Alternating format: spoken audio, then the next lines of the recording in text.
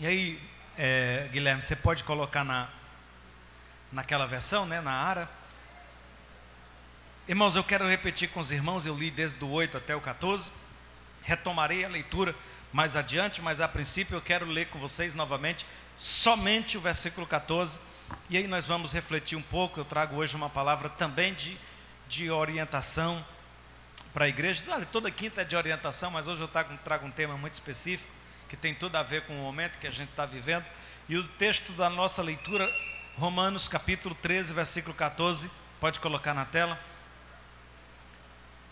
Mas revesti-vos do Senhor Jesus Cristo, e nada disponhais para a carne no tocante às suas concupiscências, ou seja, aos seus desejos, aos seus prazeres, e nada disponhais no tocante à carne. Em outras palavras, o apóstolo está dizendo: olha, não dê lugar à carne, não se disponham para satisfazer os desejos da carne. Irmãos, eu quero pensar um pouco com vocês hoje sobre a festa da carne.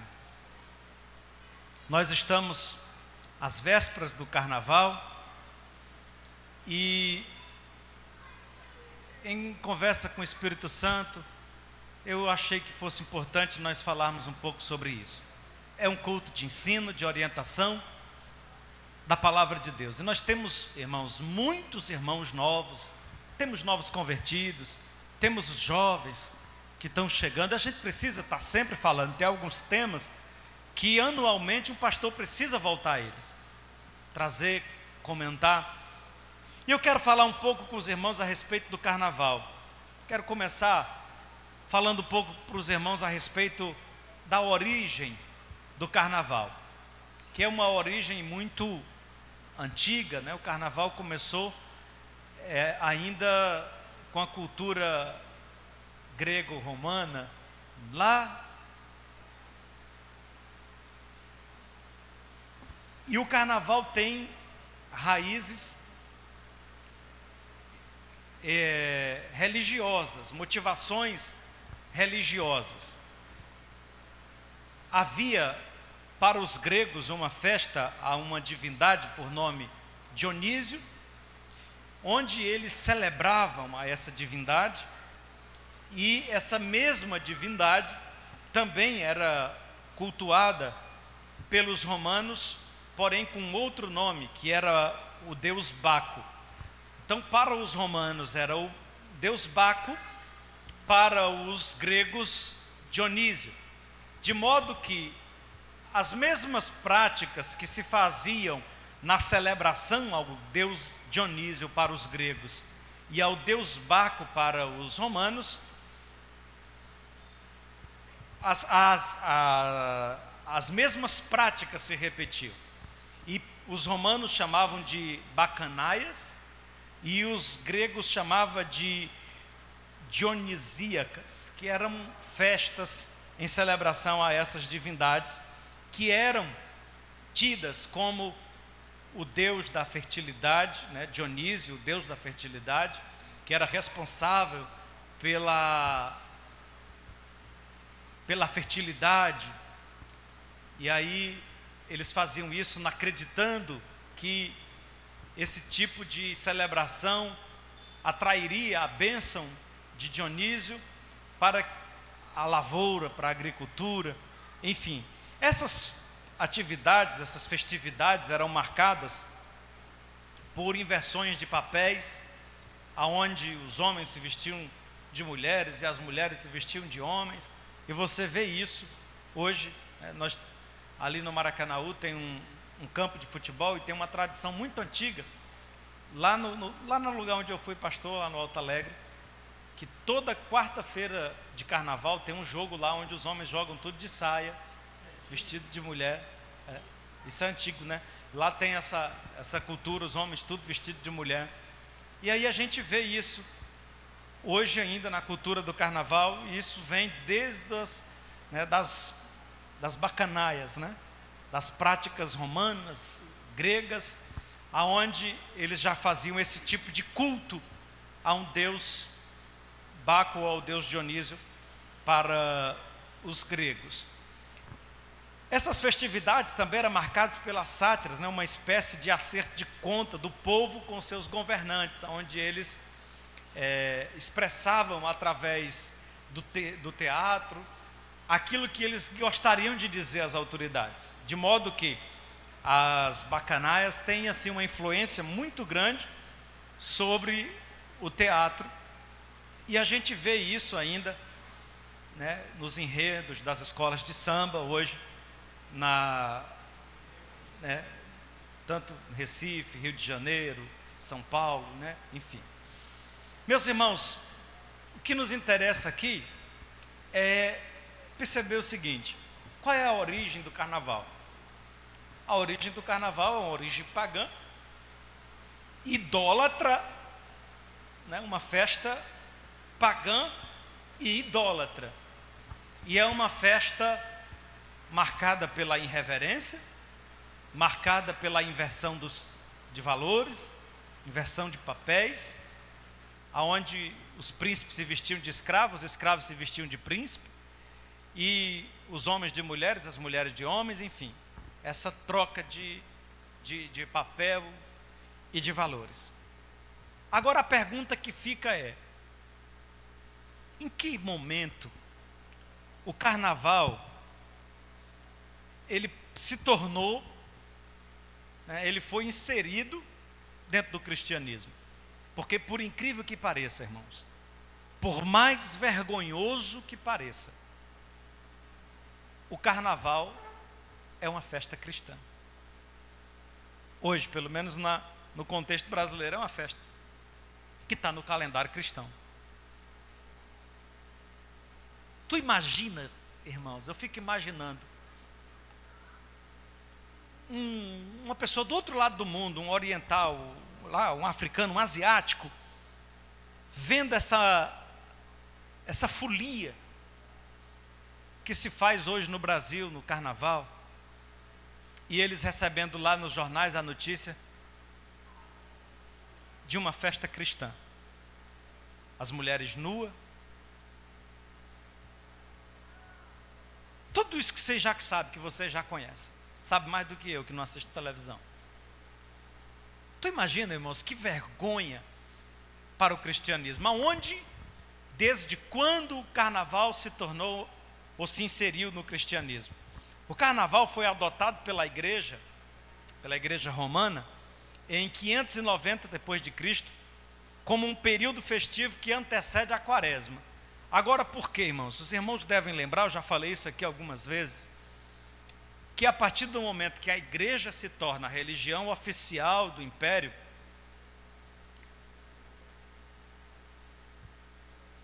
eles passaram a ressignificar algumas festas pagãs para não abolir a festa, eles ressignificavam, davam um novo sentido. Assim aconteceu com o Natal, assim aconteceu com o Carnaval, e assim aconteceu com várias outras festas pagãs, que eram inclusive feitas a outras divindades, e eles ressignificaram para que aquelas festas elas permanecessem no calendário do império, porém dando a elas um significado diferente.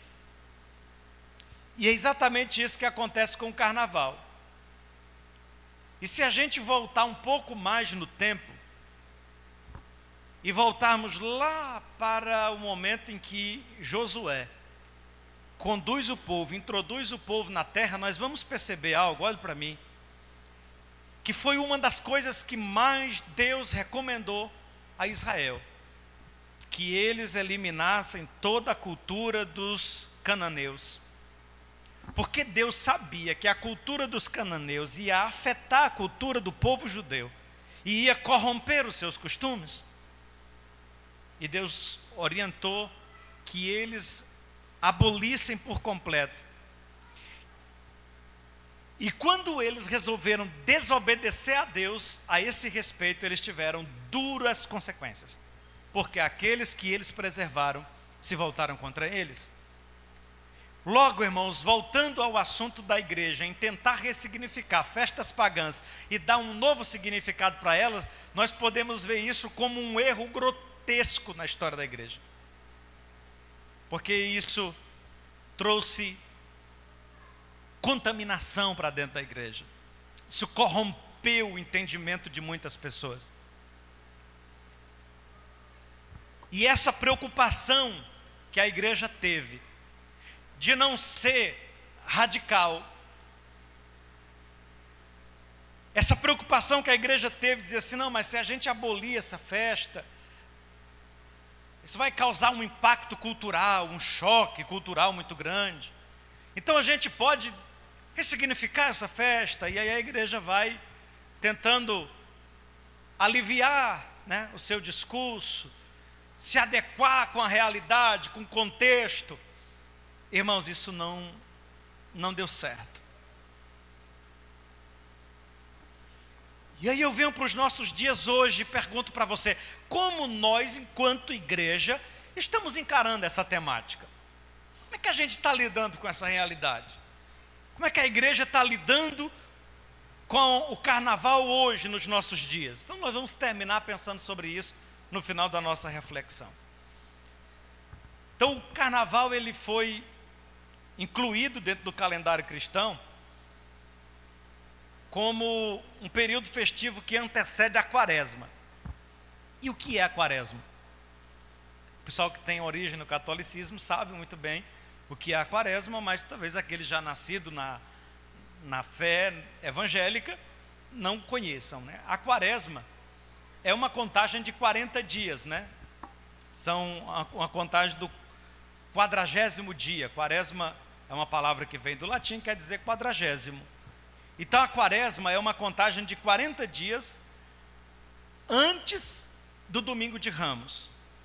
Então nós temos a festa da Páscoa, que se dá no domingo, após a sexta-feira da Paixão. Então, você tem a sexta-feira da Paixão, que é a sexta-feira santa, né, que a Igreja Católica trata, que é a sexta-feira grande também, que eles tratam, que é a sexta-feira da Semana Santa, no calendário cristão, que faz alusão ao sacrifício de Jesus, à morte de Jesus, que se deu na sexta-feira. Você tem a sexta, o sábado, o domingo, que é o domingo da ressurreição. No calendário cristão é o domingo de Páscoa. 7 dias antes do domingo de Páscoa, você tem o domingo de Ramos, que faz alusão à entrada triunfal de Jesus em Jerusalém, porque Jesus chega em Jerusalém no domingo, ele entra montado no jumentinho, o pessoal vão jogando ramos, aquela coisa toda, né? Hosana, Hosana, ao que vem em nome do Senhor. Ele passa a semana em Jerusalém e é morto na sexta, ressuscita no domingo. Então você tem o domingo de Ramos, a sexta da Paixão e o domingo de Páscoa. A Semana Santa começa com o domingo de Ramos e termina com o domingo da Páscoa.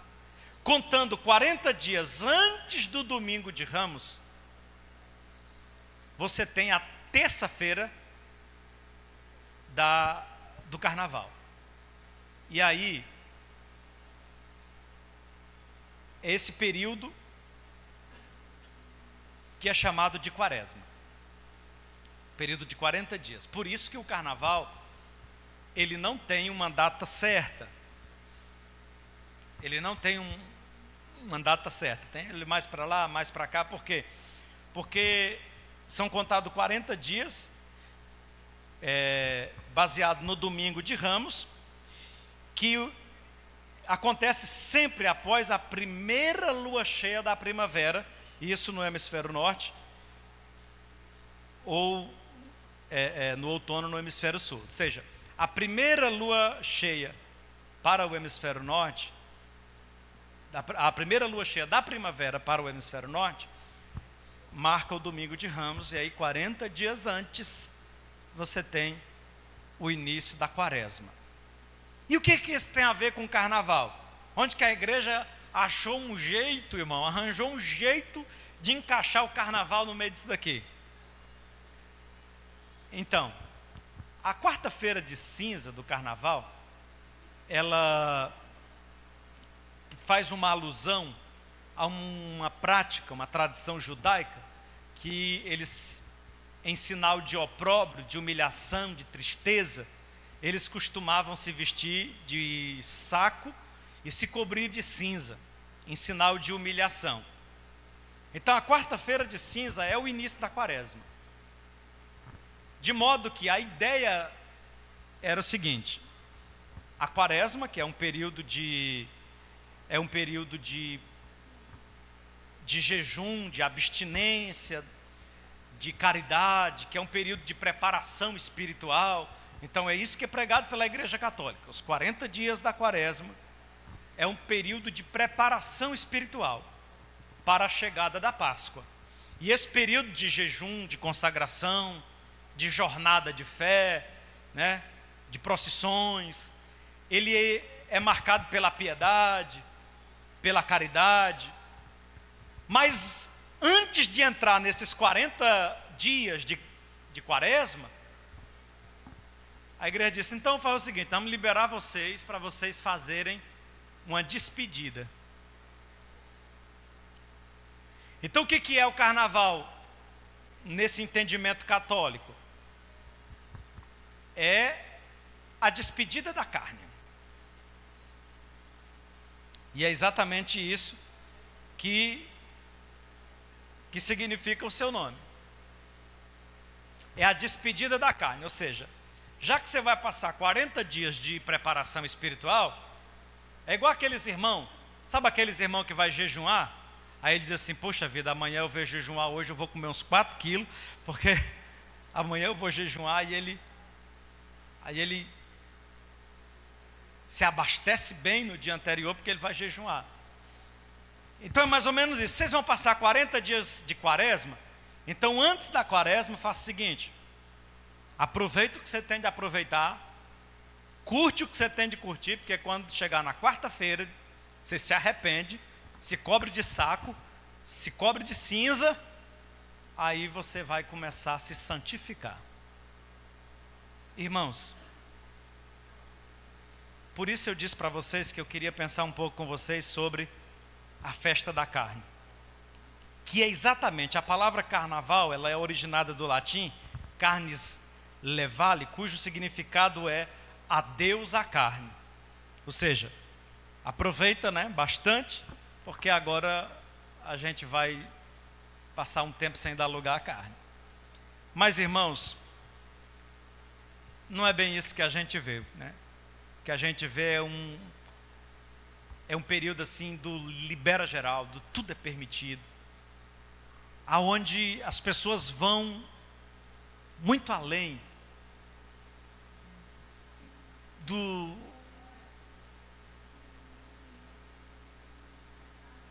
normal. Vão muito além do normal.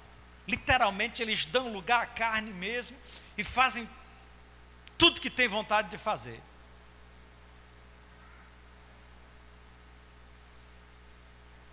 E aí eu pergunto para vocês: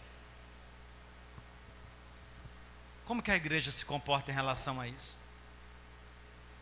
Qual é o papel da igreja em relação a isso? E eu queria voltar com vocês para a Bíblia e a gente trabalhar alguns textos aqui antes que eu encerre. E o primeiro é o que nós lemos. Qual é a recomendação do apóstolo Paulo aos Romanos, no capítulo 13 e no versículo 14? Vocês podem repetir comigo? Só a partezinha B do versículo, diz assim, olha: e nada disponhais. Diga assim comigo: nada é nada. Vamos dizer de novo, diga: nada é nada. Dê um toque na pessoa perto de você e diga assim: olha, em nada disponhais no tocante à carne. Ah, pastor, mas o carnaval não é a festa da carne? É, para quem não tem Jesus, Pode segurar o versículo aí. O carnaval, para quem não tem Jesus, é a festa da carne, irmão. O mundo está aí dando lugar à carne. É a festa da carne, é para se entregar aos prazeres, é para fazer tudo que tem vontade. Mas a palavra de Deus, para mim e para você é: mas revestivos do Senhor Jesus Cristo, e nada disponhais para a carne no tocante aos seus prazeres ou às suas concupiscências. Por que nós não devemos nos inclinar para a carne? Eu vou dar aqui pelo menos 3 razões. Você não deve dar lugar à carne. Primeira razão, porque a inclinação da carne, irmão, é sempre má. A carne sempre se inclina para o mal. A carne sempre se inclina para o mal. João capítulo 6, versículo 63, diz assim: a carne para nada aproveita. Para nada, irmão, para nada aproveita. Romanos capítulo 7, versículo 18, se os meninos puderem me ajudar e colocar aqui na tela, o apóstolo Paulo chega a dizer que na minha carne não habita bem nenhum. Na minha carne não habita bem nenhum, porque eu sei que em mim, isto é, na minha carne, não habita bem nenhum, pois o querer o bem está em mim, não porém o efetuar. Irmão, a carne só se inclina para o mal, como Jesus diz, para nada aproveita. Mas eu quero ler com vocês Gálatas capítulo 6, versículo 3 até o versículo de número 5, os meninos vão botar aqui na tela. Gálatas 6 e 3.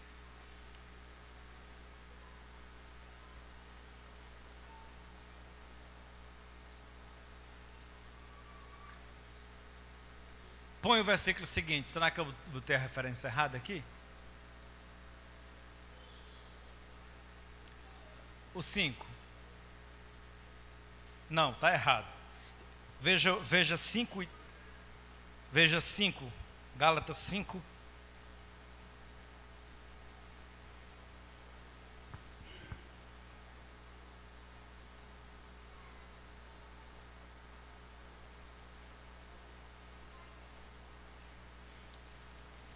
Só um minutinho, irmãos.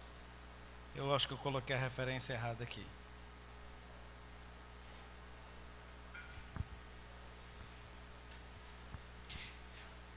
É 5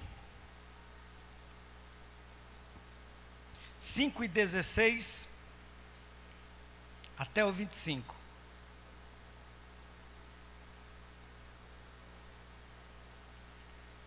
Quantos irmãos localizam essa leitura? Põe na tela aí o Guilherme, Gênesis capítulo 6, versículo 3 e 5. Depois a gente volta para Gálatas. Mas põe Gênesis capítulo 6, versículo 3. Então disse o Senhor: o meu espírito não agirá para sempre no homem, pois este é carnal, e os seus dias serão 120 anos. Versículo 4. Ora, naquele tempo havia gigantes na terra, e também depois, quando os filhos de Deus possuíram as filhas dos homens, os quais lhes deram filhos, estes foram valentes varões de renome na antiguidade. Versículo 5. Viu o Senhor que a maldade do homem se havia multiplicado na terra, e que era continuamente mau o desígnio do seu coração. Então, só fechando aqui esse primeiro ponto que eu falei com vocês. Por que você não deve dar lugar à carne? Porque a inclinação da carne, ela é sempre má. A carne sempre se inclina para o mal. Ponto de Deus chegar e dizer assim: não tem como o meu espírito mais habitar nesse homem, porque ele sempre se inclina para o mal. Ele sempre procura fazer o mal. Ele é carnal. Ele vai sempre para o lado errado. Segunda razão, daí nós vamos para Gálatas 5, 16 até o 25. Porque você não deve se entregar aos prazeres da carne? Porque a carne milita, ela luta contra o espírito. E aí nós vamos ao texto, vejamos. Digo, porém, andai no espírito, e jamais satisfareis a concupiscência da carne, os prazeres da carne, os desejos da carne. Versículo 17. Porque a carne milita, ou luta, disputa contra o espírito, e o espírito contra a carne, porque são opostos entre si, Irmãos, o espírito é o oposto, o espiritual é oposto ao carnal, porque são opostos entre si, para que não façais o que quereis. Mas se sois guiados pelo Espírito, não estais debaixo da lei, porque as obras da carne são conhecidas, as quais são adultério, prostituição, impureza, lascívia, idolatria, feitiçaria. Eu fico devendo uma doutrina só sobre isso daqui, para a gente pensar sobre cada frase dessa, sobre cada palavra.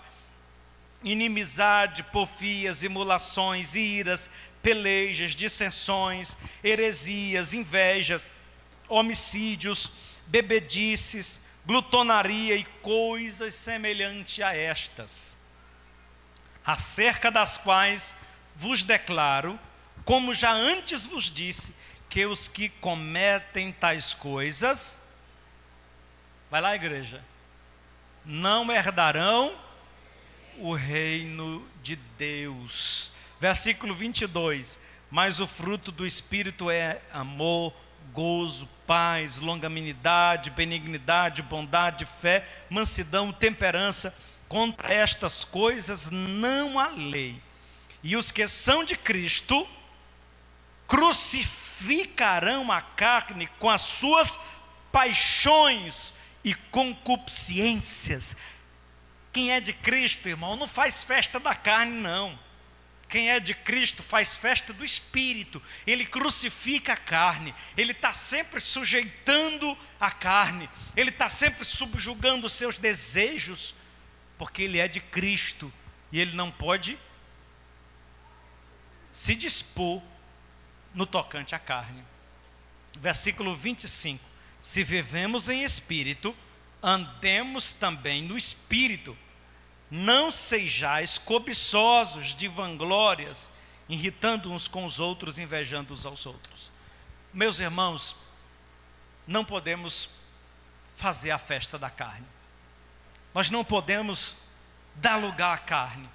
Nós temos uma guerra, uma luta travada contra a carne, todos os dias.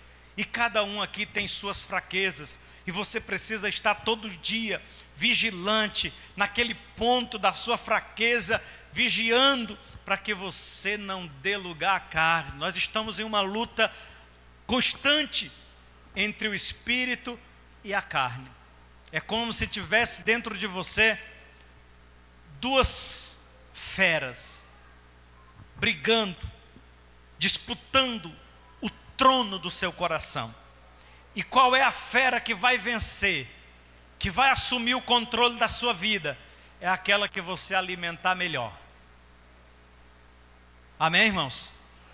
Então tem dois, imagina o teu coração aí como é que é aquele local onde onde tem aquela luta de UFC? É um ringue? Bom, imagina que o teu coração é aquele trem ali, e aí tem dois grandes lutadores ali disputando o seu coração. Quem é que vai vencer? É aquele que está mais fortalecido. Se você fortalecer, se você alimentar pensamentos carnais, olha para mim, se você alimentar desejos carnais, se você ficar alimentando os desejos do coração, colocando seus olhos naquilo que não convém, colocando coisas más diante dos seus olhos, se você ficar alimentando pensamentos lasciviosos, libidinosos, a sua carne vai vencer. E você se tornará um homem, uma mulher carnal. Daqui a pouco você começa a se comportar como um tal. Você se veste de forma carnal. Seu olhar se torna um olhar carnal. Até o andado de um homem e uma mulher carnal é diferente do andado de um homem e de uma mulher espiritual. Porque vai dando lugar à carne, irmão. E a carne, a carne é igual a obesidade. Você passa não sei quantos meses no regime, pelejando para quebrar uns quilinhos. Aí você fica feliz, está alegre, né? Feliz porque você emagreceu. Basta um final de semana exagerado. E o pior é quando você vai para a balança, porque quando você vai emagrecendo, você vai perdendo gordura e vai ganhando massa, né? Aí você emagrece, mas às vezes está com um peso até legal, porque você está perdendo e está ganhando massa. Aí quando é no final de semana exagerado que você ganha a gordura com a massa, aí você passa do que você era no peso. Aí, toma aquele susto. O homem espiritual, ele vai pelejando, lutando, e aí ele vai celebrando cada conquista, ele vai celebrando cada vitória. Meu Deus, eu estou conseguindo controlar meus impulsos, meus instintos, meus desejos, eu estou conseguindo subjugar minhas paixões, eu agora estou até mais calmo, já nem estou mais tão explosivo como eu era, estou controlando a minha carne. Basta, irmãos, um final de semana, basta um tempinho que você tire para dar lugar à carne, volta tudo, e volta pior do que era, porque em nada disponhais no tocante à carne, irmãos. Porque nós não devemos nos dispor. Eu quero voltar com vocês a Romanos, e vamos ler o capítulo 8, versículo 5, até o versículo 9.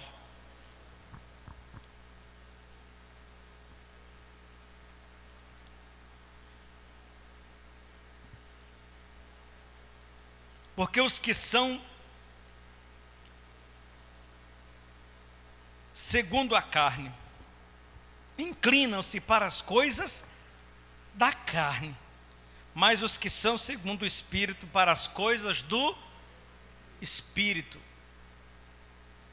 Porque a inclinação da carne é morte, mas a inclinação do Espírito é vida e paz. A inclinação da carne é o que, irmãos? E o que é morte? Eu já disse aqui algumas vezes, irmãos, quase sempre na Bíblia, morte traz a ideia de separação. Quando a Bíblia diz que a inclinação da carne é morte, está falando de separação. Quem se inclina para a carne se afasta de Deus, se separa de Deus. A inclinação da carne é morte, mas a inclinação do Espírito é vida e paz. Porquanto a inclinação da carne é inimizade. Diga bem alto, diga: a inclinação da carne é inimizade contra Deus. Não é a festa da carne. Pois é, irmãos, quem se entrega à festa da carne constitui-se inimigo de Deus. Se é isso que você quer, meu irmão, então pode pular o carnaval. Você vai arranjar um inimigo. Você vai se tornar inimigo de Deus. Está na palavra. Continuando. Pois ela não é sujeita à lei de Deus e nem em verdade o pode ser. Portanto, os que estão na carne não podem agradar a Deus. Não dá, irmão, não tem como agradar a Deus na carne. Não tem como agradar a Deus na carne. Por isso, irmãos, eu vou dar um conselho aqui para vocês. Às vezes a gente só deixa para fazer aquela autoanálise depois que peca. Rapaz, eu pequei. Aí se arrepende do pecado. E Jesus nos ensinou a gente se arrepender antes de pecar. Se arrepender só com a intenção de pecar. Jesus diz: se você, no seu coração, se enfurecer contra o seu irmão, se considere um assassino. É como se você já tivesse matado ele. Já se arrependa. Você se arrepender antes de fazer. Irmãos, nós precisamos estar constantemente vistoriando o nosso coração. Precisamos fazer aquela vistoria no coração, para você analisar. Como disse o salmista: Senhor, sonda o meu coração e vê se há em mim algum pensamento mau. Fazendo aquela análise e ver se de repente não tem alguma área da sua vida em que a carne esteja querendo dominar.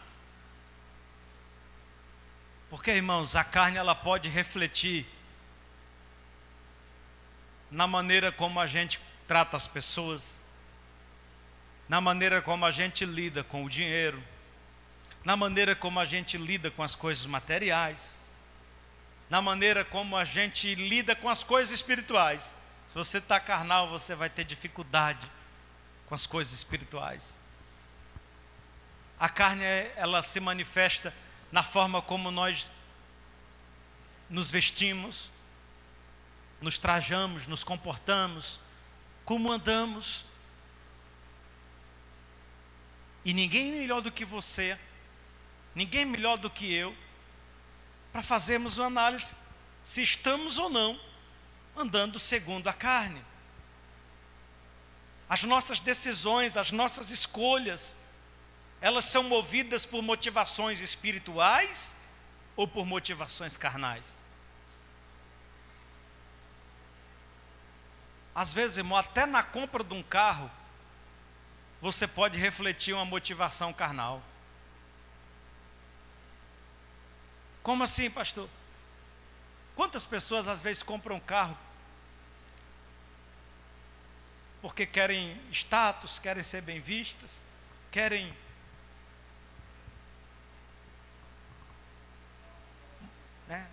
se mostrar, exibir, ostentar. Era essa palavra que eu queria, não estava vindo. Quer ostentar. Não, isso é uma atitude essencialmente carnal. E eu digo para vocês que vestir uma roupa muito elegante e vir para a igreja com a intenção de abafar é tão carnal quanto aquela que bota a roupa seminua.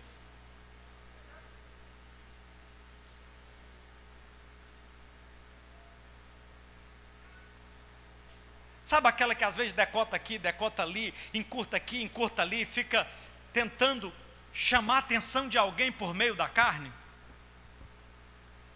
É carnalidade. E é carne crua mesmo, né? Mas, irmão, aquele que se veste para ostentar e se exibir dentro da igreja, é carnal também. Assim como aquele que sobe aqui no altar para pregar e se sente o maior pregador, o melhor pregador, diz: hoje eu vou arrebentar a boca do balão. É carnal também. Assim como às vezes você cuida que não, seu coração está se inquietando porque o seu nome não foi citado, não foi lembrado, porque não recebeu um cargo. É carnal. É a carne. É a carne querendo honra, reconhecimento, oportunidade, visibilidade, aplausos, status. Tudo isso é carnal. Por isso que o apóstolo disse: e nada disponhais no tocante à carne. Qualquer sinal de carnalidade, o remédio, irmão, é jejum. Jejum.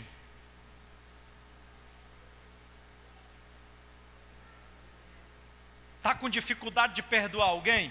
Você está precisando jejuar. Mortificar a tua carne. Quando a tua carne murchar e o espírito vivificar, você vai perder essa dificuldade. Em nada disponhais no tocante à carne. Meus irmãos, como que a igreja, aí vamos voltar para Romanos 13, que foi o texto da nossa leitura para a gente encerrar. Como que a igreja deve lidar com essa realidade? Se o carnaval é a festa da carne, nós acabamos de ler uma sequência de textos que nos orientam a não dar lugar à carne.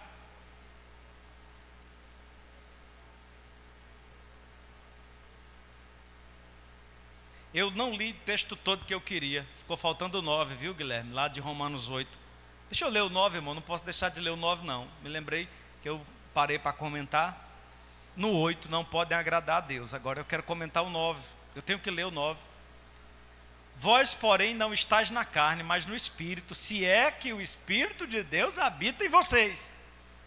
Mas se alguém não tem o Espírito de Cristo, esse tal também não é dele.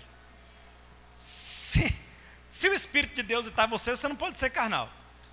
E se você não tem o Espírito, você também não é de Cristo. Então, irmão, em resumo, se somos de Cristo, não podemos ser carnais. Agora, voltando a Romanos capítulo 13, versículo 8 até o 14 que nós lemos. Se a festa da carne, se o carnaval é a festa da carne, como que a igreja deve agir em relação ao carnaval? Irmão, primeiro lugar, eu acho que num período como esse, o que tem de demônio, de férias, de folga, em tudo quanto é lugar do mundo, o capeta manda para o Brasil. Irmão, você não tem ideia do tamanho da batalha espiritual, da nuvem de demônios que é sobre essa nação, num período como esse. E o que a igreja deve fazer? Em primeiro lugar, eu acho que a igreja deve se encher de Deus. Deve se encher. Se revestir de Cristo. É o que ele diz aqui.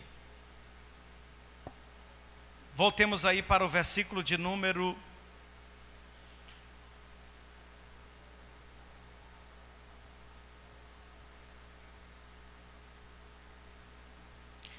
11. E isto digo conhecendo o tempo, que já é hora de despertarmos do sono. Então acho que a primeira coisa que a igreja deve fazer, se despertar, é se acordar, se posicionar, porque a nossa salvação está agora mais perto de nós do que quando aceitamos a fé. A noite é passada e o dia é chegado. Rejeitemos, pois, as obras das trevas e vistamo-nos das armas da luz. Então esse é o momento da igreja se revestir, se fortalecer, se armar espiritualmente. Andemos em honestidade como de dia, e não em glutonaria, nem em bebedeiras, nem em desonestidade, nem em dissoluções, nem em contendas e inveja, mas revestimos do Senhor Jesus Cristo. Se encha de Deus. O carnaval deve ser um período para a gente buscar mais a Deus, para a gente orar mais, para a gente se consagrar. Busque esse momento, irmão, para você se santificar, se separar para Deus. Faça o movimento contrário. O mundo está indo para se entregar aos prazeres. Se entregue a Cristo, se encha de Cristo. Jovens da casa de Deus, se encha de Deus, se encha do Espírito Santo. O que a igreja deve fazer? Eu acho que a igreja deve fazer uma contracultura. Você deve seguir na contramão. Dar uma palavra aqui para os pais que têm crianças, os filhos, porque lá nas escolas,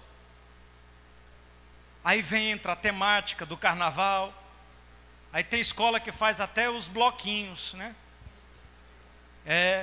Vão os bloquinhos, pinta as crianças, manda fazer máscara, tem desfile, bota as criancinhas já com roupinha curta, todo pintadinha.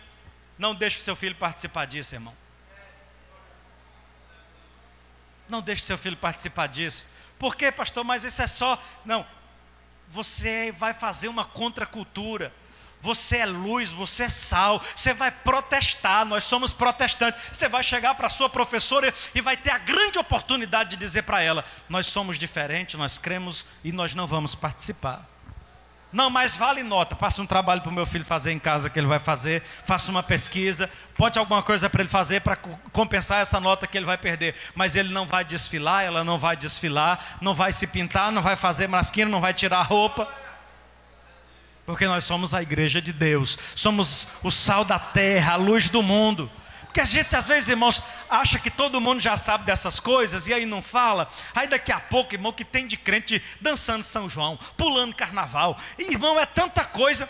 Um dia eu cheguei lá na igreja, no feriado de carnaval, a gente marcou uma reunião com a liderança. Aí chegou uns dois lá cambaleando de sono. Depois eu descobri que eles estavam esperando os resultados das escolas de samba lá do Rio de Janeiro. Tu lembra, né, Danilo, dessas coisas? Irmãos, pelo amor de Deus, o que quer um crente curtindo, assistindo Globeleza? Irmão, você é sal da terra, você é luz do mundo. santifica os teus olhos, santifica o teu coração, santifica a tua mente. Você não dê lugar à carne, você está andando no Espírito, você é um servo de Deus, uma serva de Deus. Amém, irmãos? Eu falei, até bateu o relógio ali. Vamos ficar de pé?